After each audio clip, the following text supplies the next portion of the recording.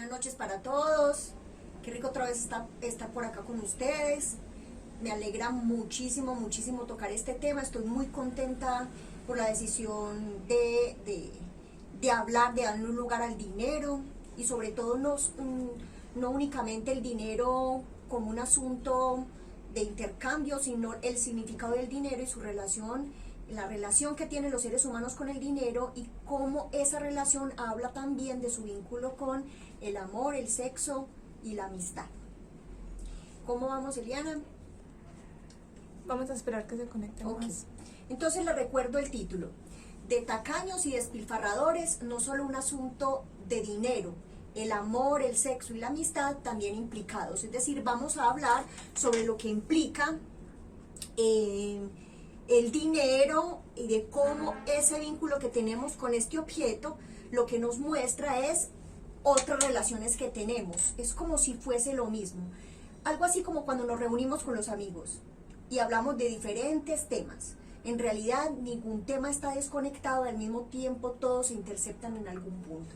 Esto es lo que voy a tratar de demostrar en el día de hoy, en esta nochecita con ustedes, de cómo el dinero, que es tan importante sobre todo para los que vivimos en el sistema capitalista, cómo el dinero no es solo un asunto que va y viene, que se tiene o no se tiene, sino que refleja, enseña, expresa un montón de secretos nuestros.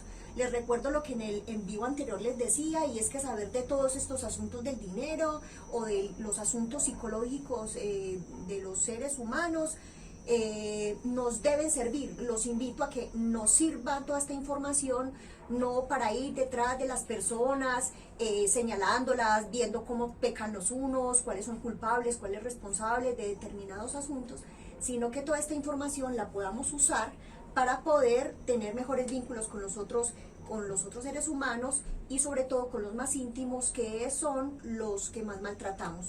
No me refiero únicamente a la familia, sino a nuestras parejas, incluso a las personas con las que más convivimos, que son las personas con las que trabajamos.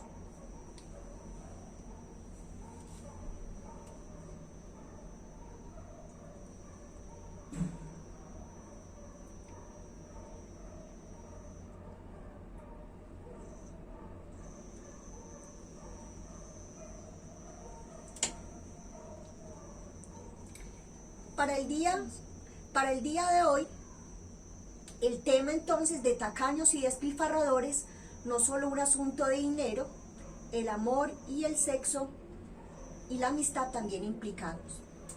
Hay, digamos, como un recorrido que voy a hacer. Lo primero es que voy a mostrarles como unas nociones introductorias, es decir, lo primero que voy a hacer es como que nos paremos todos en lugares fijos, en lugares comunes y digamos, bueno, entonces, ¿qué es el dinero? ¿De qué se trata el dinero? ¿Cómo se enteran los seres humanos de esto? Bueno, primero como unas nociones introductorias. Después voy a mostrar con algunos adagios populares las dos relaciones más comunes con el dinero, como lo sabemos, el tacaño y el despilfarrador, que son las dos maneras en que más comúnmente se relacionan los seres humanos con este objeto. Y después, me parece interesante que quede súper claro, después lo que voy a mostrar son como unas puntadas para que después de toda esta información pues hagas algo con lo que sabes. Es decir, ya te enteraste de tu posición si es de despilfarrador o de tacaño. Te vas a enterar de otros asuntos porque también hay una tercera posición que no es ni lo uno ni lo otro y no estamos hablando de un equilibrio, sino que hay otra posición que implican un montón de inventos que se las voy a transmitir, a compartir hoy, y por eso ese tercer punto son como unas puntadas para que construyas una solución personal a partir de lo que escuches hoy. Ok, entonces vamos con las nociones introductorias. Entonces, partamos de lo siguiente. ¿Cómo el ser humano se entera de que el dinero existe? ¿Cómo se entera del significado del dinero? Porque de pequeños no nos enteramos. Obvio que es por estar en el sistema capitalista nos enteramos rápido, pero de lo primero que se entera un ser humano no es del dinero, sino que se entera del poder. Y voy a mostrarles de qué se trata. Todos sabemos que la criatura humana es la más indefensa de todas, ¿cierto?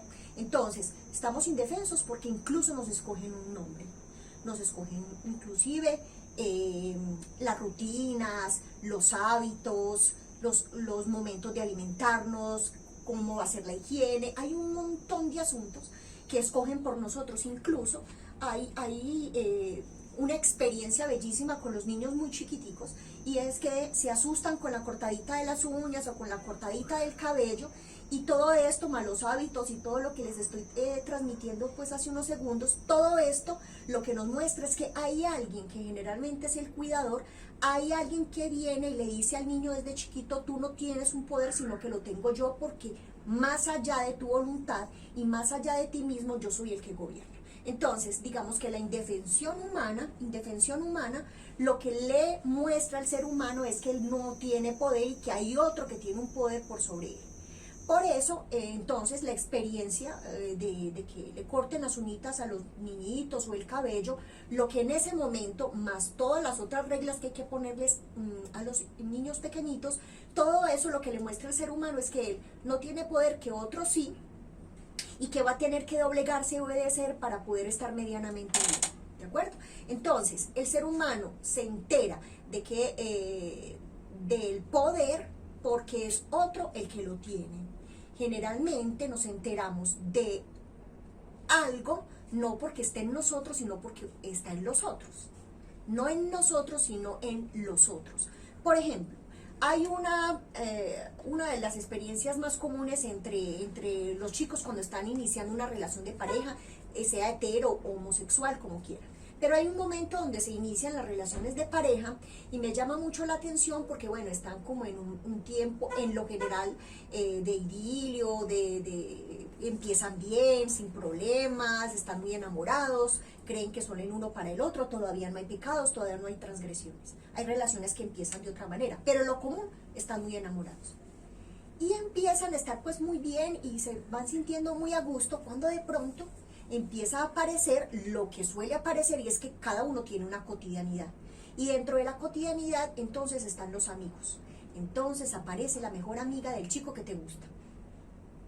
Ahí, en ese instante, cuando te enteras que no todo de ese chico te pertenece, aunque hubo un tiempo donde él te hizo creer que todo de la cotidianidad era para ti, en ese instante cuando aparece la amiguita querida, la que él ha amado, que no pone sexo, sino que es una amiga muy filial, empieza a golpear mucho a esa mujer esta cotidianidad, porque ella ya no puede tener todo este hombre, sino que él también tiene una amiga y va a compartir tiempo con ella.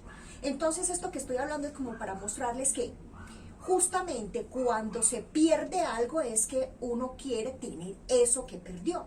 No es natural, no es lógico incluso entre los seres humanos que quieran tener lo que tienen. Quieren tener es lo que el otro tiene. Por eso una de las principales, digamos, consecuencias de que el poder lo tenga otro en principio es la envidia. La envidia es muy bonita, y lo digo en sentido investigativo, la envidia es muy bonita porque lo que nos refleja es precisamente las consecuencias de que el poder en principio, lo haya tenido otro y no el propio sujeto. ¿De qué se trata la envidia? Lo voy a decir de paso para que podamos ocuparnos también de los otros temas. Dicen por ahí que la envidia es mala o que la envidia es buena. Y entonces, por lo menos desde el psicoanálisis, les voy a comentar de qué se trata la envidia mala o la envidia buena. Eso tiene otros nombres, pero no vienen al caso. Por lo pronto, la envidia mala. En la envidia mala, el sujeto lo que dice es que quiere tener el objeto del otro. Por decir algo, yo soy un chico y quiero tener la chica, si soy heterosexual, la chica de un hombre. ¿Cierto? Hay hombres que les gusta tener solo a las mujeres comprometidas. Entonces, busco esa chica que está comprometida porque envidio ese objeto, voy a decirlo no como una cosa, objeto es un concepto en el psicoanálisis distinto a cosa. Entonces quiero tener ese objeto para mí, envidia mala, no porque el objeto sea valioso para mí, sino para poder ver que el otro no lo tiene, para burlarme de que el otro no lo tiene porque yo lo poseo. Esa es la envidia mala, ¿cierto? Cuando yo quiero el objeto, el bombón cuando soy chiqui, o la chica cuando soy ya grande, o el chico, lo quiero no porque el bombón o la panelita Copelia sea deliciosa, sino porque quiero ver que el otro no la tiene. Esa es la envidia mala. Y la envidia buena es que yo quiero ese objeto no para quitárselo a otro, sino porque con ese objeto yo me sentiría completo. Entonces no es lo mismo, eso nos pasa mucho a las chicas, unas más, otras menos, pero nos pasa. Estamos varias reunidas y vemos pasar a una niña linda, una chica bonita. Entonces la envidia mala sería como esta desgraciada con esa cadera, ¿cierto? Como que se quiere que esa cadera no esté para que le pase algo, que seguro son postizas, y empezamos a despotricar de la pobre cadera de la chica que ni siquiera se entera de lo que estamos haciendo, ¿cierto?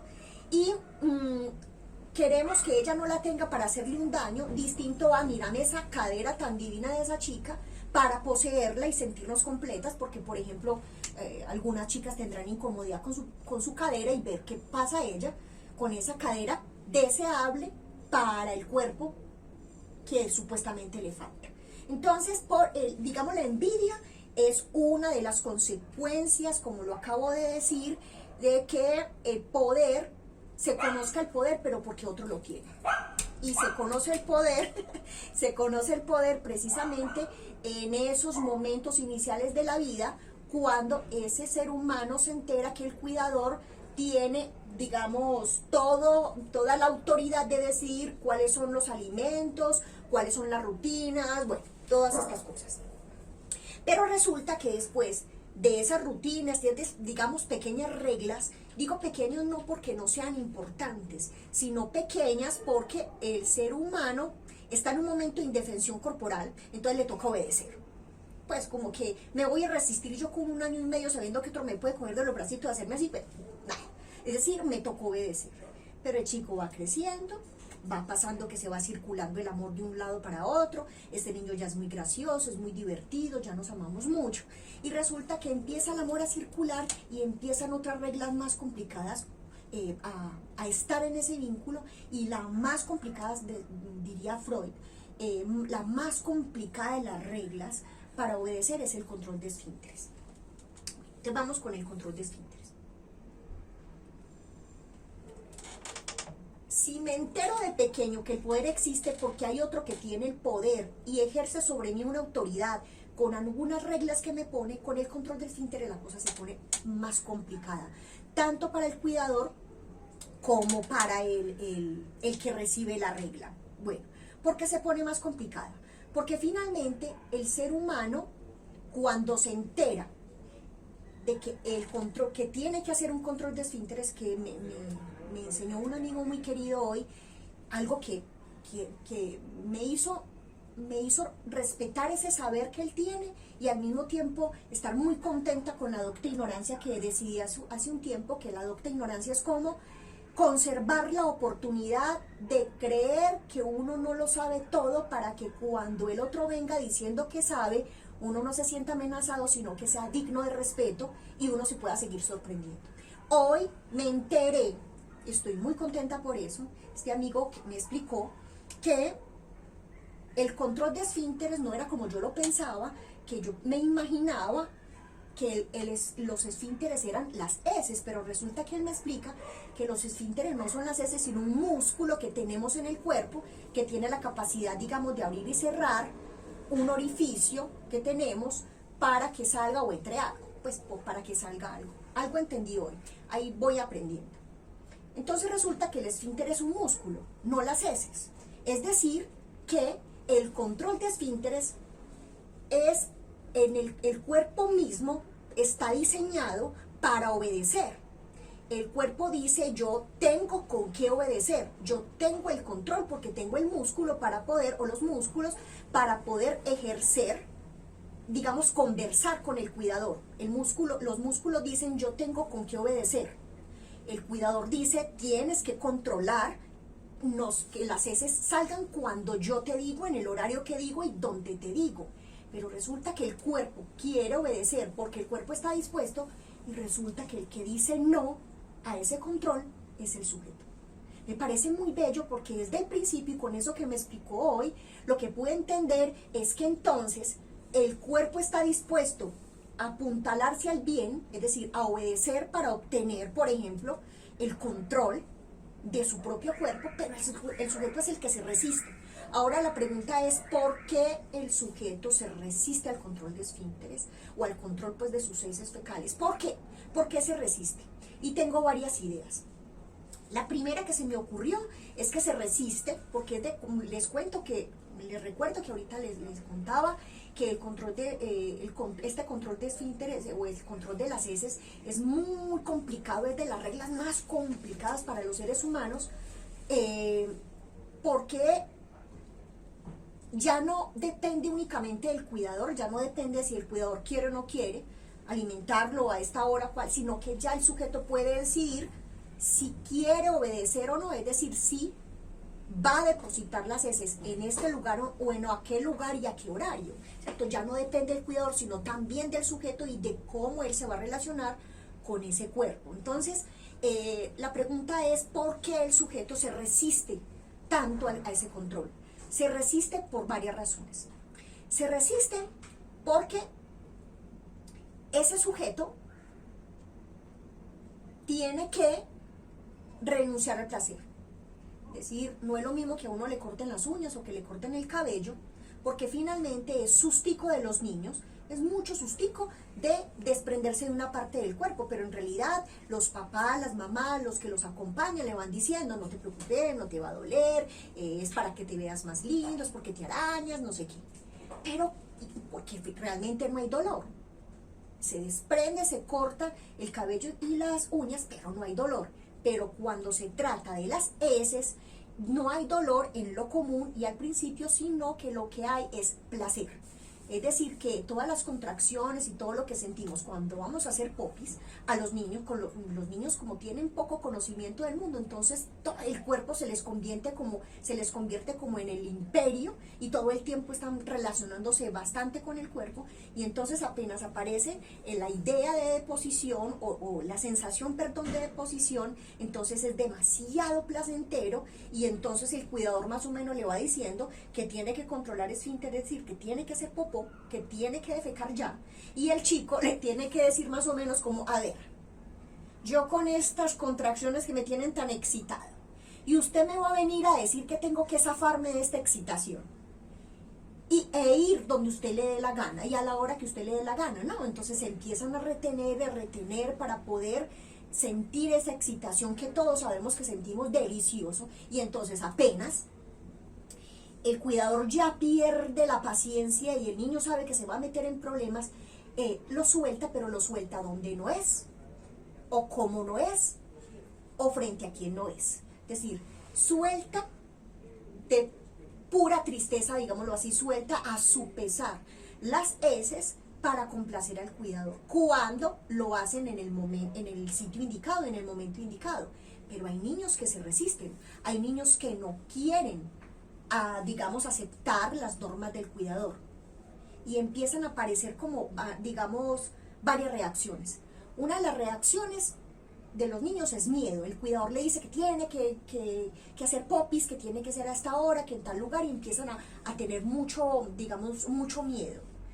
Pero lo más raro es que empiezan a tener miedo, pero resulta que así con miedo y todo, y se van poniendo en los pantalones o se van haciendo donde no es, ¿cierto?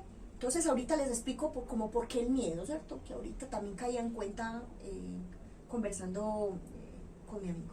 Entonces como que el miedo, aparece el miedo, pero también aparecen otras reacciones.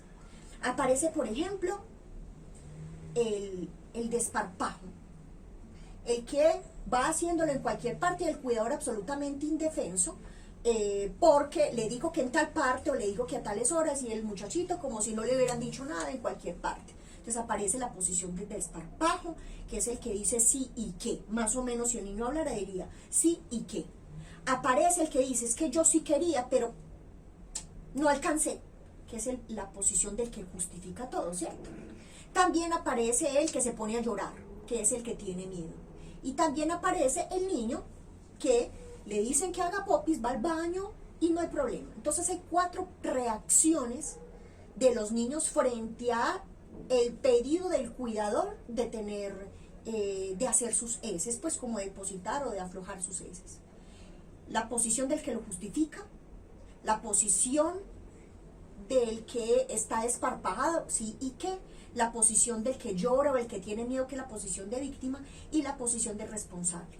Esas 4 posiciones que ya se las nombré en lo que ocurre, se las voy a nombrar, digamos, de manera más clara para que al nombrárselas puedan ver que esas 4 posiciones son las 4 posiciones que todos los seres humanos podemos elegir frente al amor, el dinero, el sexo y la amistad.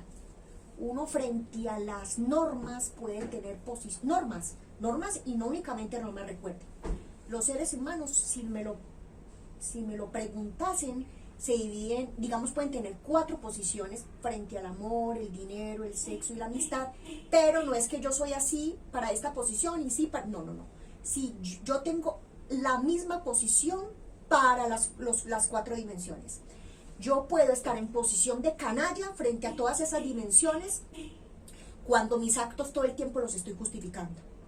Vamos a pensar que la panelita Copelia es el sexo, o que es la comida misma, o que es mi relación con el sexo opuesto o el mismo sexo, como quieran. El canalla es el que todo lo justifica. No, soy hombre. No. Yo no la busqué, ella me violó. Yo no quería. Ella fue. Yo no tuve nada que ver. Es el que justifica sus actos. No, yo robé, pero era porque tenía hambre. No, es que yo te grité, pero es que tú lo provocaste. Es que te golpeé, pero es que... ¿Soy clara? Es algo así como el canalla es el que está en posición de todo el tiempo justificar sus actos. Y viene de chiquiticos. Hicieron la deposición donde no era, pero es que no alcanzaron. Y viene de pequeños para que pongamos cuidado en cómo estamos educando a los niños, porque resulta que podemos estar contribuyendo a que aparezca un canalla sabiendo que nuestras buenas intenciones es que aparezca un ciudadano de bien. Hay otra posición que fue la que nombramos como el desparpajo, que es el sujeto que frente a sus actos amorosos, con el dinero, con el sexo, con la amistad, entonces ya no está en posición de canalla y justificando todo, sino que está en posición, por ejemplo, de cínico, que es el que dice, lo hice, ¿y qué? Es de las posiciones más complicadas, pero si me dicen cuál de todas las más complicadas, el del canalla, porque ahí no hay un sujeto que firme su acto y dice, no puedo firmar este acto porque yo me veo obligado por otro. Por lo menos con el cínico se puede hacer alguna cosa, pero con el canalla no, porque es un sujeto que si los actos se firmaran, él no los puede firmar porque alguien lo obligó, alguien lo empujó o se vio, digamos, sujeto a una circunstancia. Disposición de cínico es el que dice, ¿y qué? Que es el niño que va regando las heces por todas partes y cuando se le pide pues explicación o qué pasó, él como si con él no fuera, ¿cierto? Yo no tuve nada que ver. La posición de víctima, que es el niño que tiene miedo, que es el que cuando el otro viene y le dice que tiene que hacer sus deposiciones en esta parte o en aquella, es el que se pone a llorar y se presenta frente al cuidador con muchísimo miedo. Lo raro, y ahorita lo recordaba, lo raro es que supuestamente si tiene miedo y algunos niños los castigan, entonces uno diría, bueno, si lo castigaron, se supone que va a parar el comportamiento inadecuado, que en este caso es hacer su deposición en sus interiores, pero no. Lo llamativo es que, por más hemos observado muchísimo en nosotros mismos o en las historias que nos cuentan, que a pesar de que hayan niños que tengan miedo, que en este caso les estoy diciendo que están en posición de víctima, ¿cierto? Porque es como yo estoy en una situación de indefensión y no sé cómo defenderme ni cómo responder. Tienen miedo, pero el castigo no los para. ¿Por qué si un niño lo castigan y le dicen que no hacen tal cual cosa y tiene miedo y se les ve el miedo en el rostro porque los van a castigar? O les dicen, si seguís haciendo tal cosa te castigo y se les ve el miedo en el rostro, ¿por qué lo siguen haciendo? Esa es la pregunta, ¿cierto? Porque si no, si el castigo fuera efectivo, ni lo hubiéramos prohibido, ni sería necesario repetirlo porque con el castigo tendría una pelita y punto. Pero no, los seres humanos siguen, a pesar del miedo, repitiendo una escena, porque no son inocentes, repitiendo una escena para ser castigados y maltratados por los otros. La pregunta es ¿por qué? Yo lo que he sabido, lo voy a decir en paréntesis, eso puede ser el tema para otra ocasión, Yo lo que he sabido de los seres humanos con Freud es que el miedo es un deseo que se ve venir. Algo así en palabras paisas, más o menos. Dígame a qué le tienes miedo y te diré tú qué deseas. Gloria, en serio, en serio. Mire, por ejemplo, el discurso de las histéricas que dicen todo el tiempo, es que tenés otra, es que seguro me vas a ser infiel, es que seguramente, y se dedican a molestar y molestar a esos chicos que indefensos les dicen, tú eres la única, tú eres lo máximo, yo no pienso en nadie más, toda la cosa, muy indefensos con esa insistencia. Y ella tiene supuestamente miedo a que ese chico se vaya con otra, o que escoja otra, o que elija otra más. Pero en realidad hay un deseo oculto ahí. No necesariamente el deseo es yo quiero que consiga otra, no. Puede ser, hay múltiples deseos. Por ejemplo, el deseo de una chica frente al miedo de que su pareja consiga a otra persona. Ese miedo puede ser incluso, es muy desconsolante lo que voy a decir, pero me parece interesante para que lo vayan pensando, puede ser también un deseo de darle un lugar a ese hombre, es decir, ella ya hace un tiempo se enteró que no lo quiere tanto y que no lo desea tanto, y resulta que tiene que poner ese miedo para llamar a otra mujer a que le diga si de pronto él sí es muy deseable y muy amado, a ver si de pronto se lo medio quita y ella siente susto y se vuelve a activar el deseo y el amor. Es decir, sé que es fastidioso, pero es también una de las razones, no necesariamente son las razones que a uno se le vienen a la cabeza, no, quiere perderlo, no, quiere tal vez recuperarlo porque se le está yendo el amor por esa persona. A veces se empuja al otro a que se consigan otras personas, pero no necesariamente por las razones que generalmente creemos, sí es que lo desea, ¿no? Pues finalmente lo que estoy diciendo es que si hay un miedo allí, en realidad esa persona lo que quiere es recuperar algo o tiene un deseo oculto como el que acabo pues como de mostrarles. Entonces, el niño específicamente, aunque tenga miedo, se hace castigar porque en realidad hay un deseo distinto. Lo que he sabido en la experiencia de escuchar a los pacientes, de mi propia experiencia de escuchar a las personas cercanas, he sabido que hay niños que se conservan en el miedo y no controlan esfínteres y hacen que el cuidador se enoje mucho y que los castigue por cumplir un deseo, que es bastante funesto.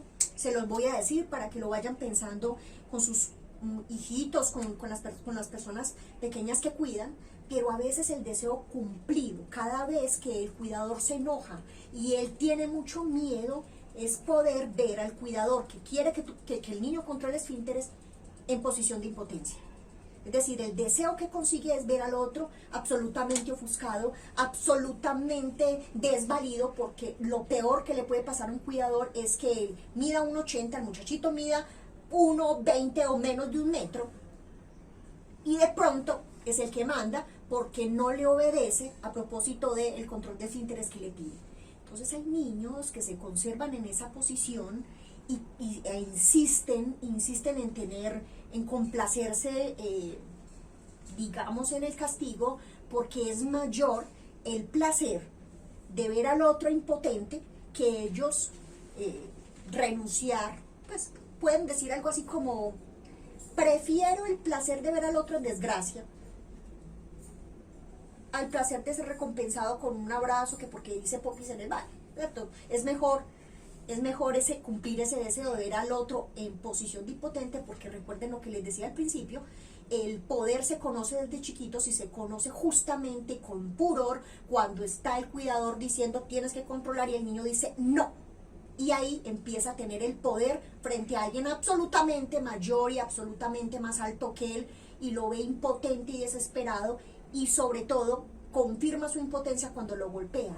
Héctor Gallo, un psicoanalista de la Antioquia, dice que el maltrato es un elemento, maltrato físico sobre todo, también psicológico, pero sobre todo el maltrato físico, que es cuando uno golpea a un niño.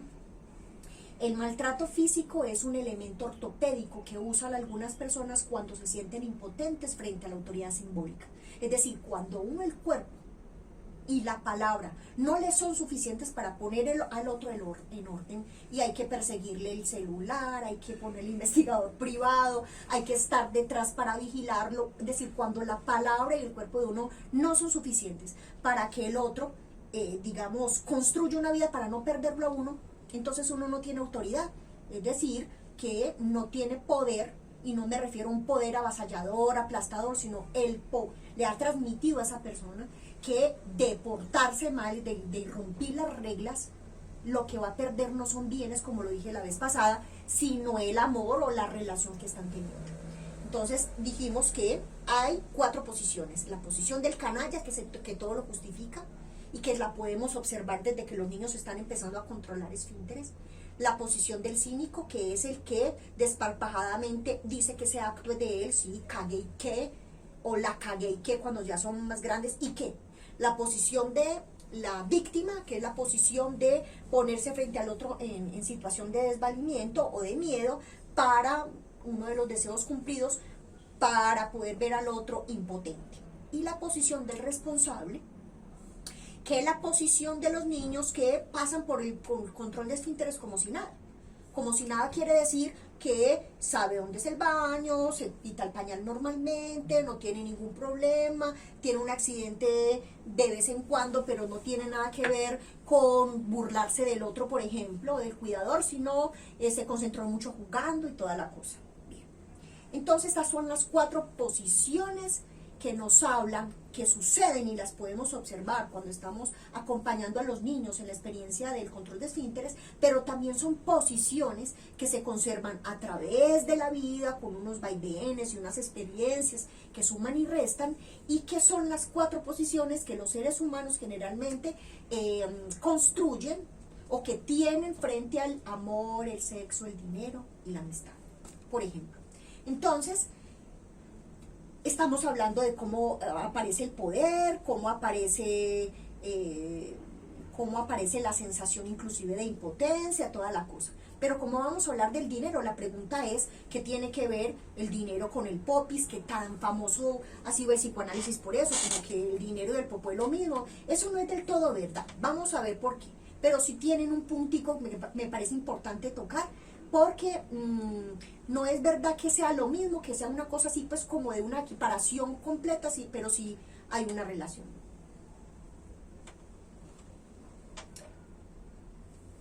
Algo así como,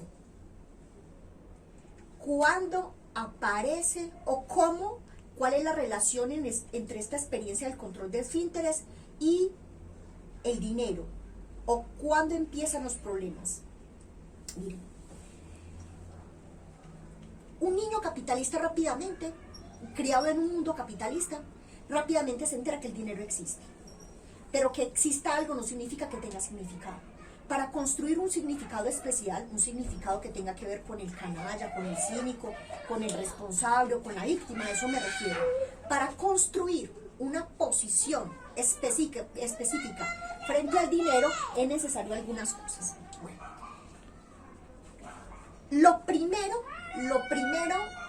que hace que las cosas se compliquen,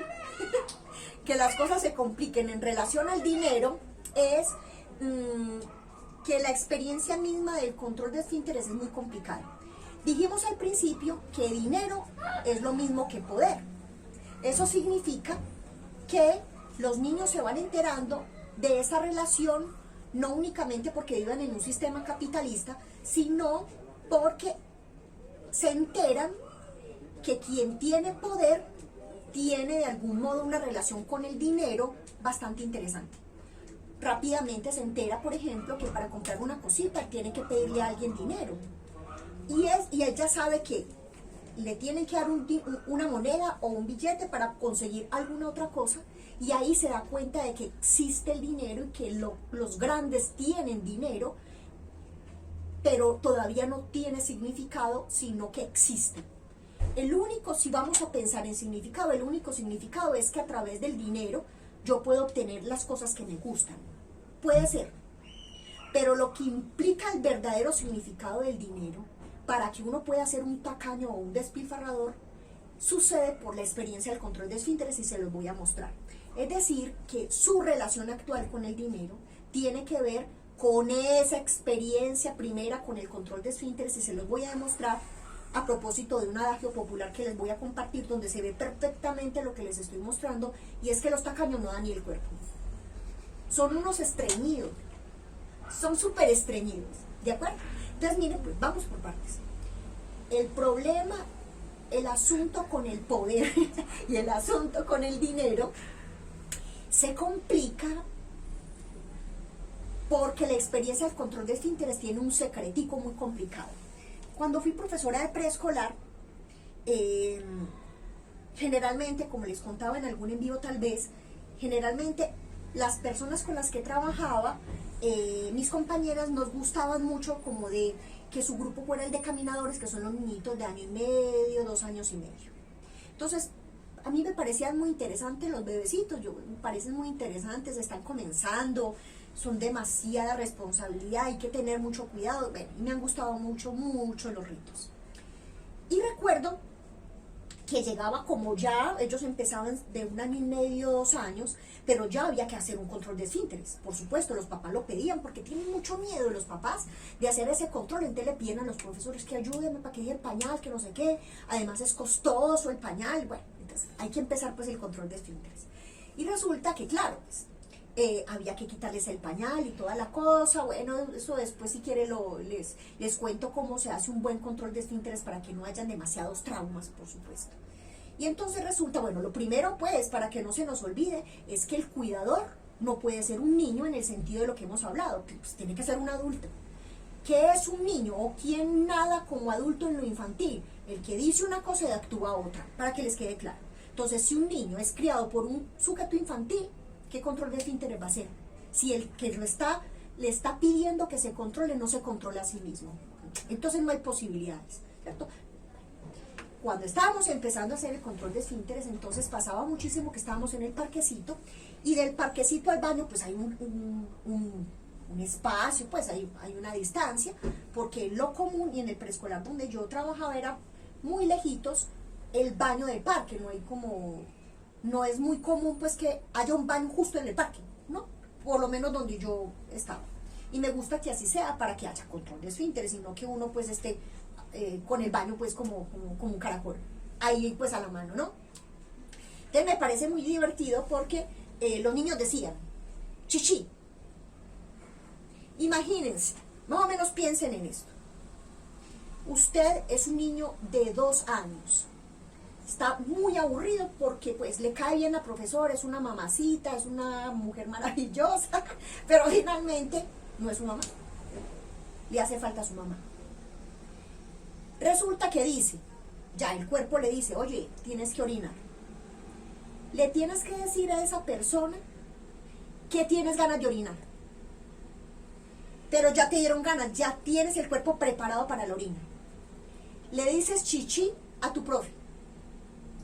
Ella corre contigo, es decir, imagínate uno corriendo con ganas de orinar. ¿Cuántas veces nos ha pasado que uno ni camina, no ve, todo es nublado, tiene ganas de orinar horrible? Y eso pues que estoy diciendo con la orina, cuando es de otra cosa, como decimos en esta casa, cuando es del 2, es una cosa de locos.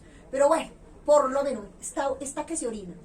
Tiene que contener ese niño de 2 años la orina que ya está a punto para correr a la velocidad de la profesora que no quiere que orine, pero finalmente está orinándose. Y luego dice que apenas lo sientan en la tacita, en caso tal de que sea una niñita, un niño también, pues a veces también les gusta sentaditos, bueno, como sea, ya él tuvo que contener la orina durante toda la corrida a velocidad máxima y ya empezar a pensar otra vez que quiere orinar. Y no le sale. Y la profesora, bien grosera a veces, o bien grosera ni siquiera porque lo quiera, sino que está indefensa con no saber qué está pasando, no se le ocurre pensar que no puede orinar, no porque le jugó una mala pasada, una broma, un niñito, sino que tiene que volver a hacer el proceso de querer ir a orinar, de orinar porque lo contuvo con corrida y todo. Es decir, que el control como tal implica un montón de renuncias, un montón de vaivenes muy complicados, y el control del esfínter, de las heces como tal, es más complicado todavía, precisamente porque es casi que un pedazo del cuerpo, porque es más sólido, que se desprende del cuerpo, y por eso en el psicoanálisis se ha asociado el popó con un regalo, porque es algo que se le da al otro. En las uñitas y el cabello se quedan, pues no les hacen tanta fiesta, porque hay que cortarlo para que estemos mejor. Con el popó es distinto, porque además de sólido, el cuidador, mire lo que ocurre, por eso es la ambivalencia y por eso nos metemos en problemas con el dinero desde el principio. Mire, verá, usted sintió placer. Uy, no, esas ganitas quedan deliciosas, digo, voy a ir a hacer popó al baño, qué nota. Y resulta que ya después, siendo pequeño, usted tiene el placer y está pues feliz, y el cuidador le pide que renuncie al placer, como lo estamos diciendo al principio. Entonces, tiene que deshacerse del placer. Y ahí es cuando uno empieza a retener, porque yo, ¿por qué no voy a deshacer de este placer? Digámoslo entre adultos, espero que todos estemos entre adultos. Entonces sería como si a uno lo afanan por un orgasmo. No, que dale que ya, calma, no hay afán, con calma. Es lo mismo que con el popis. No hay afán, diría el niño, no hay afán. Y resulta que el cuidador le exige que lo tiene que depositar por cuidarlo, porque no lo puede retener, y algunos, por amor propio exagerado, se ponen a retener el placer, y otros se dedican a entregar demasiado el amor, muy enamorados del cuidador, y se dedican a soltar. Y aparece el tacaño y el despilfarrador, como aquel que el tacaño, el que no renuncia a sus placeres más íntimos, y el despilfarrador, el que renuncia completamente a sus placeres y no se queda con las contracciones satisfactorias para que el otro esté feliz. Y aparece el tacaño y aparece el despilfarrador. Pero mire lo complicado, es decir, empiezan los problemas con el dinero, no únicamente con lo que les acabo de decir, cómo emerge un despilfarrador o cómo emerge un tacaño, sino que es que el asunto de la mierda es muy complicada. Es tan complicada que hasta en francés decir mamá y mierda es lo mismo. Es exactamente, o sea, sonoramente, por supuesto, porque se escriben chiquita distinto. Para decir en francés la madre se dice la mère, y para decir la mierda es la merde. Es exactamente, es muy similar. Se complica la cosa porque primero empieza siendo el popis, empieza siendo placentero. El cuidador dice que sí, que es un objeto valioso, que lo quiere, que por favor haga popó, que claro que es maravilloso. Y apenas lo deposita es repugnante y hay que despedirse de él. Es una ambivalencia impresionante, porque uno se tiene que desprender del tesoro, que es su propia mierda, no por la mierda en sí, sino por la satisfacción que le produce. Pero por puro amor se deshace de él, y creyendo que va a ser un regalo para el otro, resulta que es repugnante. Y que ese tesoro maravilloso, además de repugnante, se tiene que ir. ¿Cómo no vamos a tener posición de despilfarradores y de tacaños en medio de esta ambivalencia en la que el tesoro se vuelve una mierda? Empezando porque hay adagios populares en los que un gran manjar dice, tú, por ejemplo, un adagio, este chico todo lo vuelve mierda, o es una cagada. Son bellísimos los adagios, sobre todo porque allí lo que hay es un saber popular, un saber en el cual confesamos que nadie es inocente, todos tenemos más o menos claro de qué se trata, solo que digamos el psicoanálisis y otras disciplinas lo que vienen a recordarnos es lo que ya sabemos. Pero si nos estamos riendo con alguna de los adagios o de lo que yo he dicho, sabemos que esa risa también denuncia que no somos tan inocentes y que estamos entendiendo los chistes, es decir, que sabemos por adelantado de qué significa la mierda. Bien. Entonces, el asunto del dinero empieza a complicarse precisamente por la ambivalencia que las heces, el excremento como tal trae. Empieza siendo un tesoro, el otro nos hace creer que es un tesoro, y cuando se lo entregamos convencidos de que es un tesoro, lo vuelve mierda. Es repugnante y hay que despedirse de él. Eso se puede notar en algunos pacientes, esta ambivalencia cuando tienen mucho dinero y llegan al consultorio diciendo que tienen la sensación de que su pareja no los quieren por lo que son, sino por lo que tienen. Empieza la cosa complicada. Pacientes que, por ejemplo, dicen que tienen todas las posibilidades, todas las facultades intelectuales para hacerse ricos, pero que no saben cómo hacerlo. Tienen muchas ideas, pero no saben cómo llevarlo al acto. Es decir, algo así como empezamos a notar en los seres humanos una relación con el dinero apuntalada a la escasez o apuntalada a la abundancia desde esos primeros momentos, por ejemplo. Entonces, voy a hablar específicamente del tacaño y despilfarrador y les voy a proponer unas puntadas para que exploremos quién no es un tacaño y quién no es un despilfarrador. No quiero decir como que esa tercera posición, porque son 3 posiciones. Uno puede ser tacaño, uno puede ser despilfarrador y puede ser otra cosa.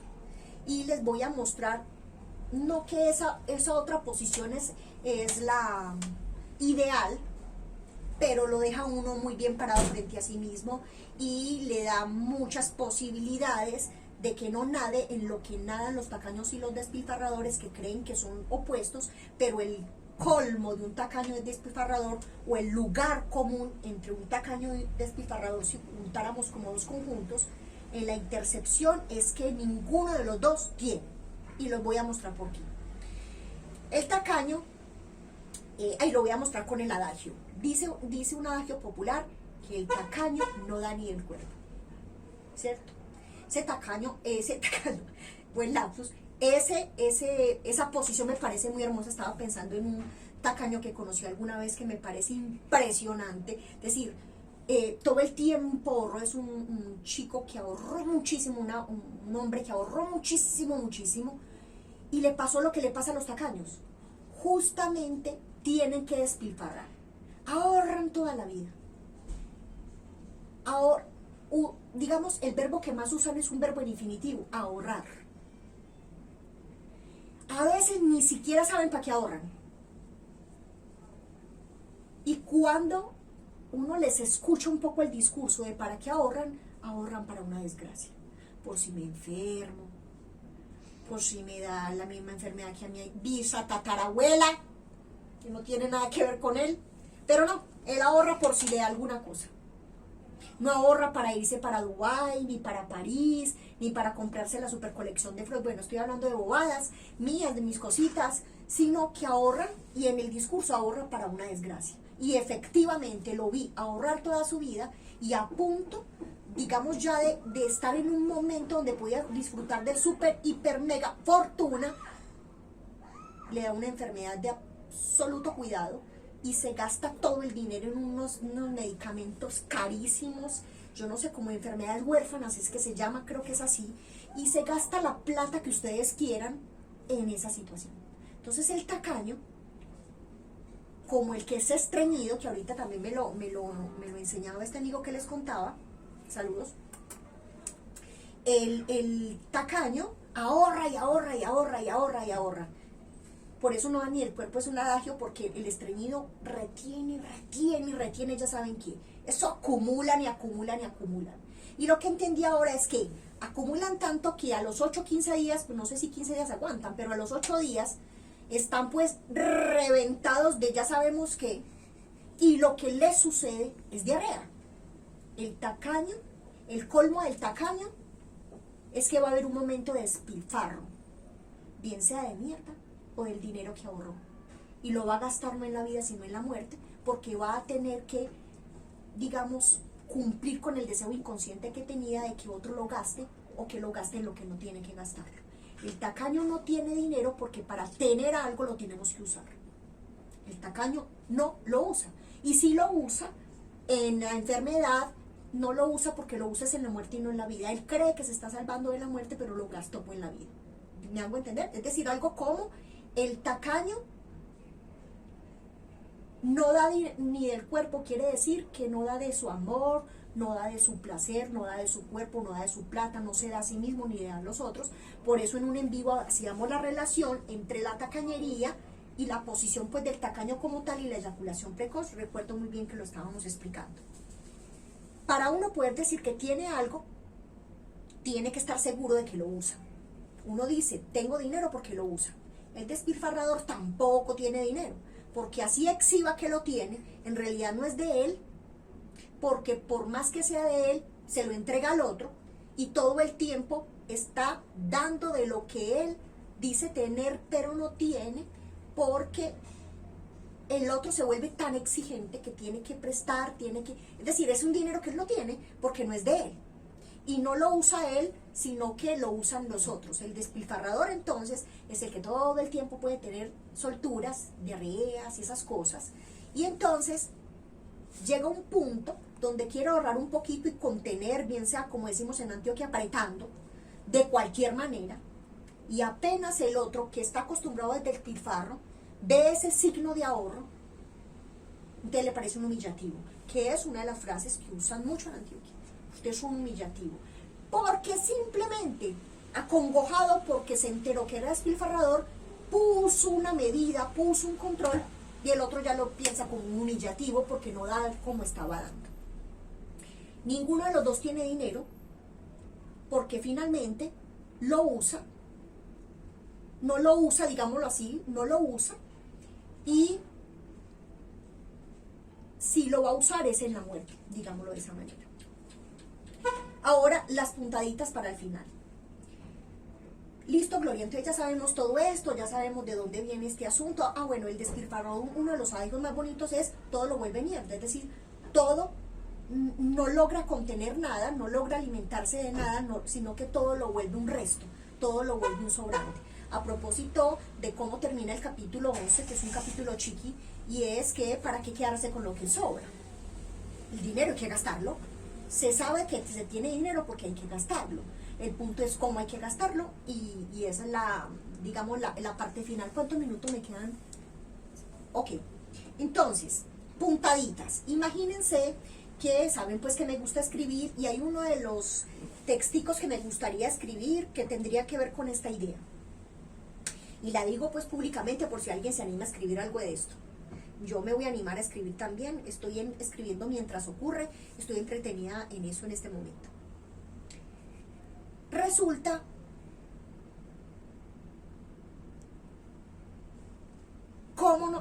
que les voy a decir cómo no ser tacaño y cómo no ser despilfarrador. Miren, ¿cuál es la posición no ideal, sino una posición generosa frente al amor, el dinero, el sexo y la amistad? Es muy sencilla. Ojalá que ustedes puedan conservarla, ni retenerla ni botarla, sino conservarla para que con eso hagan una posición en la que se sientan a gusto y, como lo he dicho varias veces, no mueran avergonzados de sí mismos, reteniendo, soltando todo. Y no me refiero únicamente a la amistad, sino también al amor, a la amistad, bueno, a sus tesoros. No es retener el tesoro, pero hacer un buen uso de él, conservarlo de alguna manera. Entonces, mire pues, si fuéramos a escribir un cuento sobre la generosidad, podríamos decir que hay tres personajes. Hay un personaje que es el que parece generoso porque da de lo que tiene, ¿cierto? Entonces, hay otro personaje que no da de lo que tiene, sino de lo que no tiene. Entonces, vamos a poner eso en la vida cotidiana. Dar de lo que tiene, tener dos libras de arroz, pues das una. Dar de lo que tuviste, o que es lo que tienes. Ah, dar de lo que falta, pues bueno, yo no tengo este dinero disponible para regalarte, pero te lo voy a dar. Te lo voy a dar porque vos lo necesitas más que yo. Y lo decimos así. No te lo puedo dar porque lo necesito para otra cosa, pero te lo doy porque lo necesitas más que yo. Porque, por ejemplo, el otro lo necesita para una medicina y yo para el mercado. Y se estima que es mejor la salud que la sensación de llenura, por decir algo. Pero ninguno de los dos es generoso. El que da de lo que tiene no es generoso, porque es fácil.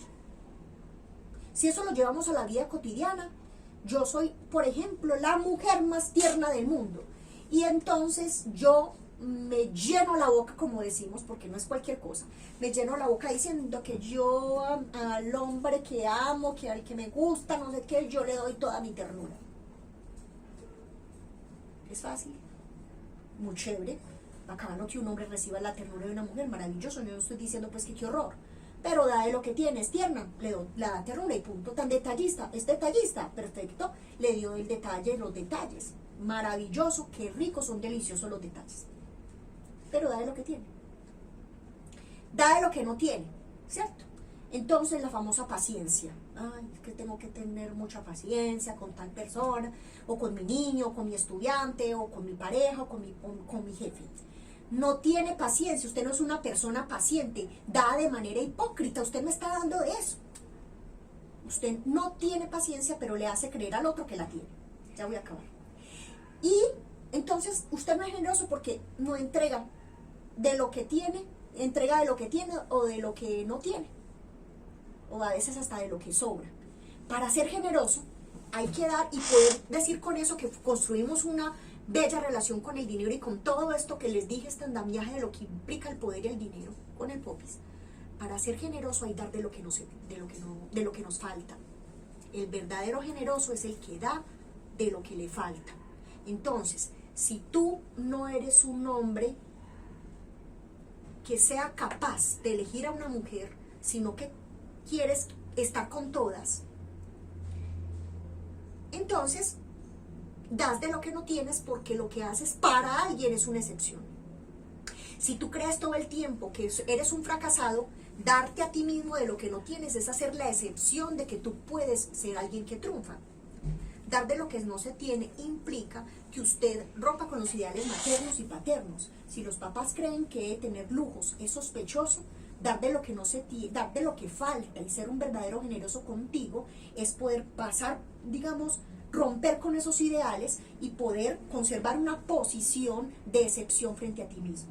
¿Qué es ser generoso frente al otro y frente a ti mismo? Es que todo en lo que creías lo pongas en cuestión, le pongas preguntas y te quedes con aquello que implique que tú hagas excepción frente a ti mismo. Es decir, que llegas y coges el lienzo y digas, a ver, me gusta esta pintura, esto me gusta, esto no me gusta. Y en lo que no te gusta te vuelvas un valiente frente a sí mismo, frente a ti mismo, y puedas hacer excepciones que impliquen lo que siempre he dicho, no morir avergonzado de sí mismo. Un abrazo para todos.